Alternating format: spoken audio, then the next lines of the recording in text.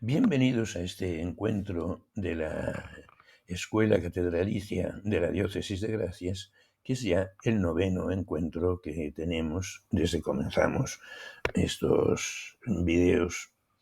Y ya, este es el noveno.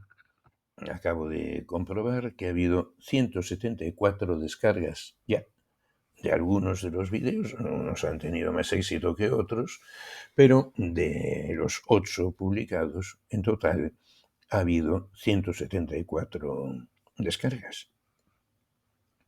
Y hoy vamos a comenzar con un tema que nos va a llevar probablemente varios días, que es la realidad de la comunidad de la Iglesia.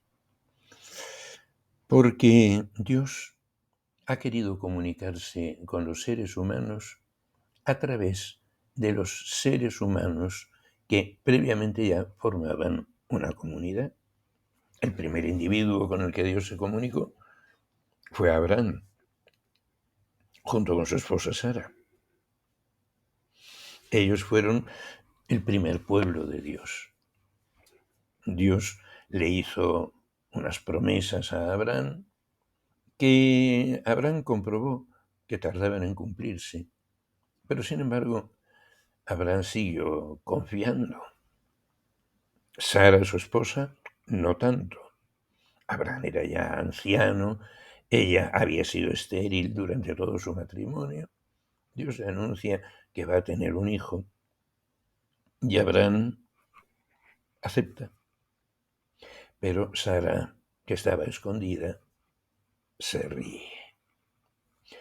Y Dios le dice que por qué se había reído. Entonces ella dijo que no se había reído. Pero a pesar de que estaba escondida dentro de la tienda cuando se rió, Dios se dio cuenta de que se reía y a ella le dio mucha vergüenza haberse visto descubierta. Y empieza así con la descendencia de Abraham. Abraham tiene 2 hijos varones, uno de la esposa Sara y el otro de la esclava que se llamaba Agar y que fue Ismael. Ismael nace antes que Isaac y sin embargo es a través de Isaac como se va cumpliendo aquella promesa que Dios le había hecho a Abraham. A pesar de que Abraham ya era anciano, pero empieza con una familia solamente de 2 hijos. Y es más, uno de los 2 hijos lo tiene que expulsar junto con su madre, la esclava. Y se queda solo con uno, con Isaac. Y entonces Isaac tiene 2 hijos que son gemelos, Esaú y Jacob. Y Jacob es el primer patriarca, digamos en sentido amplio. Tiene 12 hijos y una hija, entre 2 esposas y las esclavas de las 2 esposas. Y entonces ahí es donde ya empieza a tener un poco de volumen, digamos, el pueblo de Dios. Se trasladan a Egipto. Uno de los hijos de Jacob, José, pues sus hermanos, sus hermanastros, que hermano, hijo de padre y madre, no tenía nada más que uno, Benjamín. Y entonces entre los otros, que eran hijos del mismo padre, pero de distintas madres, lo venden como esclavo a unos mercaderes que iban hacia Egipto. Entonces, él en Egipto hace fortuna y hace venir a Egipto a su padre y a sus hermanos. Y ahí se quedan durante más de 400 años los descendientes de Abraham, de Isaac, de Jacob y, por Jacob, de los 12 patriarcas. Y entonces, cuando ya son una muchedumbre, son una federación de tribus realmente, que en algunos momentos dan la impresión de ser un pueblo, una unidad.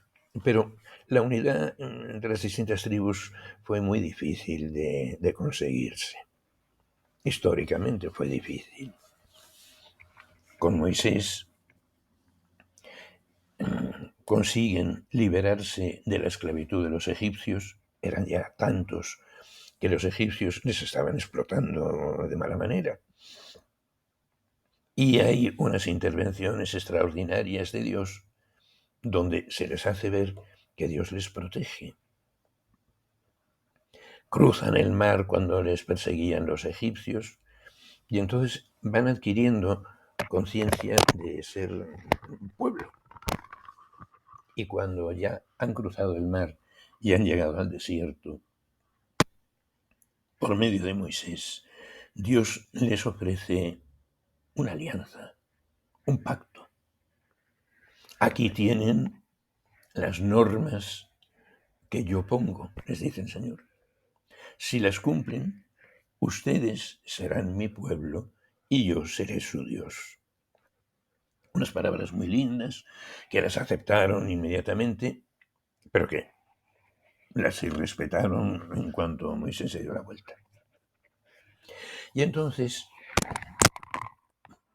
aquella federación de tribus se va haciendo con más o menos conciencia de ser un pueblo, pero tenían una ley dada por Dios a través de Moisés, pero tampoco se lo tomaban muy en serio. Llegan a la tierra que Dios le había prometido a Abraham, que se la daría a él y a sus descendientes. Habían pasado más de 500 años desde los tiempos de Abraham, y llegan a aquella tierra que sabían que Dios les había prometido. Y allí entonces ya van teniendo una organización mayor. Quieren creer y hacer creer que cumplen la ley de Dios, luego resulta que no era tanto.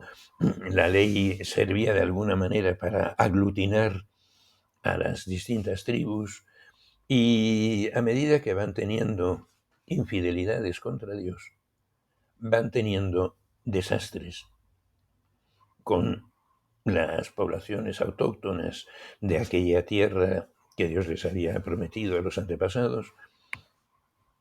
Van teniendo enfrentamientos entre ellos, van teniendo pecados gravísimos que son castigados de una manera ejemplar, porque habían quebrantado la ley.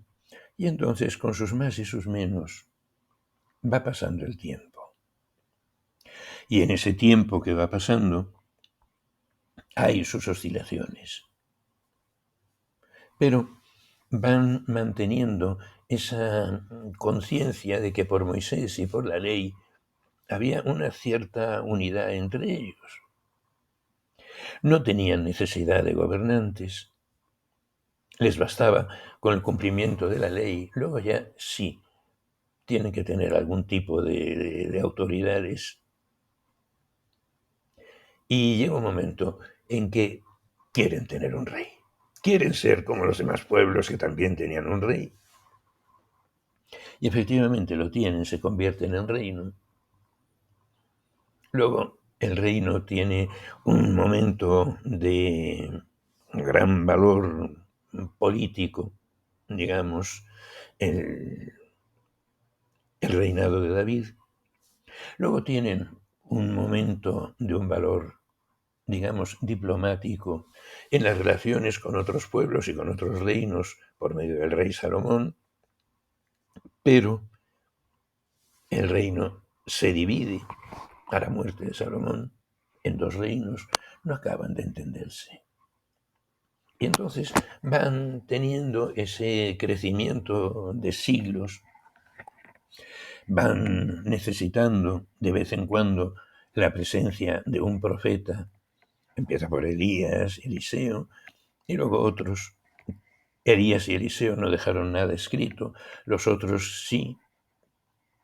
Y entonces los profetas estaban haciendo unos llamamientos al cumplimiento de la ley, de aquella ley que Dios les había dado por medio de Moisés, que habían tenido muchísimo entusiasmo de decir que lo iban a cumplir siempre, y que luego, pues, en la realidad no lo cumplían tanto. Y entonces, por medio de los profetas, van recibiendo promesas de que Dios va a restaurar el reinado de David, que un descendiente de David será el rey del pueblo de Israel. Como a los reyes los ungían y a los sacerdotes los ungían también, pues se anuncia que Dios enviará a su ungido en hebreo se dice Mesías. Fíjense que tenemos en español, a través del árabe, una palabra derivada de ese ungir, que es masaje. Y desde el español ha pasado con unas pronunciaciones o con otras a la totalidad de las lenguas europeas. En francés, en inglés, massage, massage, más o menos, con una pronunciación o con otra, pero todo viene de ahí, de la misma raíz de la que viene la palabra Mesías. Y entonces, con los problemas que había, pensaban que eso se arreglaría en los tiempos mesiánicos, porque como el Mesías va a venir, pues entonces se iba manteniendo así una conciencia de que el pueblo no se estaba portando bien como pueblo, pero que cuando venga el Mesías, y cuando vino el Mesías, no lo reconocieron. Y entonces, cuando el Mesías que viene es el mismo Hijo de Dios que se hace hombre, al llegar a la edad adulta, empieza a actuar como, como un profeta ambulante, como un maestro, enseñaba, pero además hacía milagros. Y con los pocos discípulos que tenía en un principio, se bautiza en el río Jordán, y los que estaban allí, que eran bien pocos, escuchan la voz del cielo que dice: este es mi hijo. Y dice que escúchele. Entienden que es la voz de Dios, y por eso pues escuchan lo que va enseñando aquel hombre que hasta entonces pues había pasado como un hombre normal, un trabajador más en Nazaret, en la familia de, entendemos el carpintero, pero vamos, un carpintero en nuestros días es uno que trabaja en la madera. Y sin embargo, aquel oficio que tenía San José, pues era el hacer un poco de todo. Y entonces Jesús era pues como el aprendiz en el taller de San José. Trabajaba allí hasta que llega un momento en que sale de Nazaret y empieza a predicar. Y entonces es cuando se le van uniendo unos discípulos, unos que él les llama, aquellos pescadores del lago de Galilea, dos parejas de hermanos, Simón y Andrés, Santiago y Juan, y luego se van añadiendo otros más. Y así se va formando una comunidad que es aquella iglesia, podríamos decir, embrionaria, pero que en medio de aquel embrión de iglesia estaba aquel hombre que hacía una serie de cosas raras, que tenía una enseñanza que los demás no enseñaban así, y que hacía milagros, y que hablaba de sí mismo y de su Padre Dios. Él se presenta de palabra como Hijo del Padre Dios. Unos se lo creen, otros no lo entienden, pero él va dejando ese testimonio de su conciencia, de que él ha sido enviado por el Padre. Habla algo también varias veces del perdón de los pecados. Se extrañaban mucho los israelitas si los pecados solamente los puede perdonar Dios. Así, por ejemplo, pues cuando está enseñando dentro de una casa y entonces le traen un paralítico, y como había mucha gente, suben al paralítico con la camilla al techo de la casa, levantan unas losas, lo descuelgan con la camilla, y cuando empiezan a caer yeso, cascotes, tierra. Habían, para abrir un agujero así, pues había que llamar mucho la atención, y entonces pues descuelgan con su camilla al paralítico y lo ponen delante de Jesús. Y Jesús dice una cosa sorprendente. Nadie se esperaba que fuera a decir eso. Confía, hijo, tus pecados quedan perdonados. Y protestan, ¿cómo es eso? Este blasfema. ¿Quién puede perdonar los pecados sino solo Dios? Y entonces dice Jesús, para que vean que tengo poder de perdonar los pecados, ¿qué es más fácil? Decirle a un paralítico que se le perdonan los pecados, que eso, como nadie ve los pecados, nadie ve si hay perdón o no, bien, puede ser una cosa que ha dicho así por llamar la atención, pues para que vean que es verdad, que es más fácil eso, o decirle, levántate, toma tu camilla y vete a tu casa. Pues para que vean que puedo, le dice al paralítico, levántate, toma la camilla y vete a tu casa. Y el paralítico, que habían tenido que traerlo entre cuatro y subiéndolo a la cubierta de la casa y abriendo un agujero y descolgándolo, pues sin embargo, el paralítico agarra su camilla y se va con la camilla a su casa. Y entonces empieza a hacer aquel hombre una serie de cosas que llaman la atención.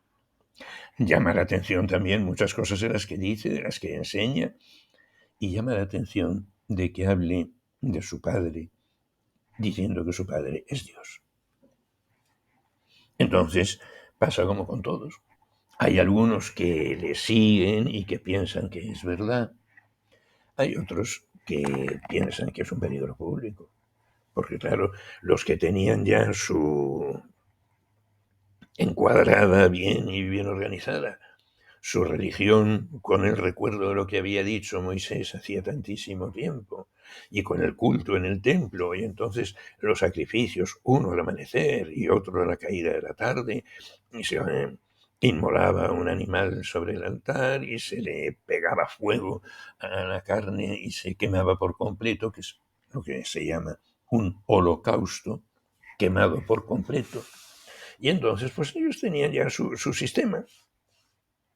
Y entonces, que viniera aquel hombre que hacía cosas extrañas y que hacía milagros y que decía que este pueblo le honra a Dios con los labios, pero su corazón está lejos de él. Claro, aquello era muy molesto. Y entonces, entre unas cosas y otras, consiguen que el gobernador romano, el procurador Poncio Pilato, que era el único que tenía autoridad para mandar una condena de muerte por crucifixión, se ve tan presionado que lo manda a crucificar.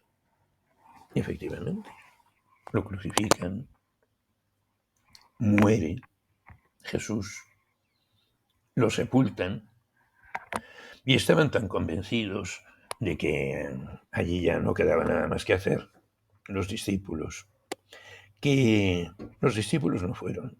Fueron unas discípulas que habían comprado ya ungüentos y perfumes para acondicionar el cadáver antes de que se descompusiera del todo, para que se pudiera conservar medianamente, pero iban convencidas de que estaba muerto. Y llegan y se encuentran que el cadáver no está. Y entonces María Magdalena, que ve que no está, va a avisar a los apóstoles, se han llevado el cuerpo del Señor y no sé dónde lo han puesto. Todo el mundo pensaba lo más fácil de pensar.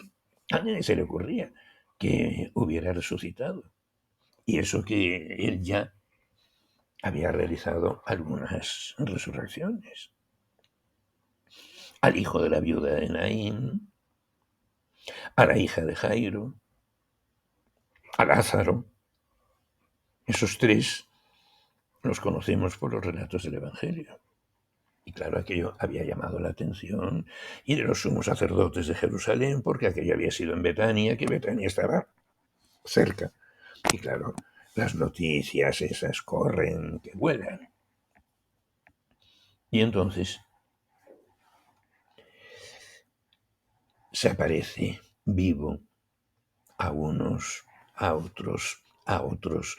Y claro, los que ven que lo habían enterrado, muerto, y que sin embargo estaba vivo, aquello era ya demasiado. Y entonces está con ellos unos días, 40 días, anunciando que tenía muchas cosas que enseñarles, pero que todavía no iban a ser capaces de entenderlo, pero que ya vendría el Espíritu Santo. Y entonces sale a la ciudad con ellos y al llegar al Monte de los Olivos empieza a levantarse, a ir flotando en el aire a la vista de todos, y están mirando, y están mirando, y están mirando, hasta que una nube ya lo oculta y ya no lo vuelven a ver. 10 días después era la fiesta grande de los judíos, lo que llamamos Pentecostés, 50 días después de la Pascua. Y entonces, en Pentecostés se conmemoraba la manifestación de Dios a Moisés en el monte Sinaí, la alianza. Y entonces ese mismo día viene el Espíritu Santo sobre los apóstoles y produce una transformación tal en ellos que empiezan a predicar, que el primer día ya se bautizan varios miles de los asistentes allí en Jerusalén.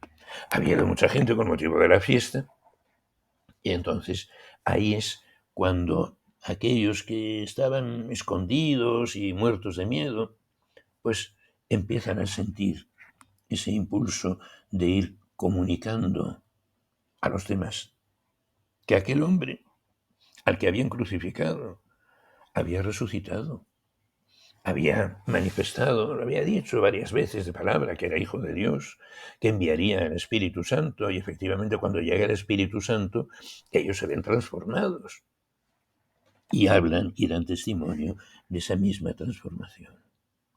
Y entonces empiezan los discípulos a transmitir lo que habían recibido. Y esa transmisión de lo que hemos recibido es lo que intentamos seguir haciendo nosotros en lo que es la vida de la Iglesia. Fíjense que la Iglesia de Jesucristo es la institución compuesta por seres humanos que ha durado más hasta ahora en toda la historia de la humanidad. No ha habido ningún reino, ningún imperio, ningún partido político, ninguna corriente de pensamiento, ninguna filosofía que haya durado tanto. Y ha durado y sigue durando siendo la misma. Porque los signos que identifican desde un primer momento a la comunidad de los discípulos de Jesús cuando recibieron el Espíritu Santo, los signos esos los seguimos manteniendo. El bautismo y la Eucaristía. Ha habido comunidades que empezaron por ser cristianas y que después se derivaron hacia un cristianismo distinto. Tienen un cierto recuerdo de Jesucristo, eso sí, pero se han ido separando de la Iglesia que ha seguido adelante y que ha llegado hasta nuestros días siendo la misma. No ha habido nada en toda la historia de la humanidad que haya durado tanto. Nosotros ya hemos durado 24 minutos hoy y seguiremos un próximo día antes de que me corten porque se me haya pasado el tiempo y entonces tenga que volver a grabar todo el vídeo si no lo puedo publicar. Seguimos en otro momento. Todos los vídeos de esta serie de la Escuela Catedralicia han quedado archivados en el mismo sitio. Sí, es la hora. Es la hora. Que el Señor les bendiga. Muchas gracias por su atención.